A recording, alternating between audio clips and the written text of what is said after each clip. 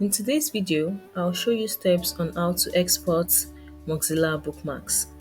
Open up Mozilla Firefox browser in your PC.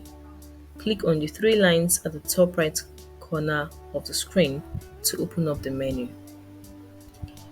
In the menu section, locate and click on Bookmarks.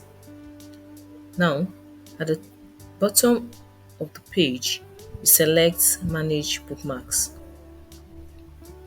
Once the section is opened, you click on Import and Backup at the top of the screen.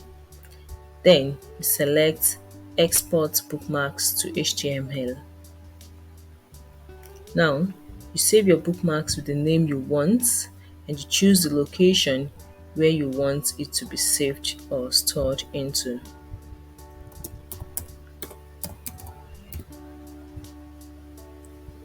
Now, let's save it on the desktop. Once you've chosen the folder or the location, you select the Save button here. Now, your Mozilla bookmark have been saved into your PC. And you can find it here, as you can see. You can find it here where you can transfer it or keep it for use in another time. So that is how to export Mozilla bookmarks. Hope the video helps you out. Don't forget to like and subscribe for more videos. Bye guys.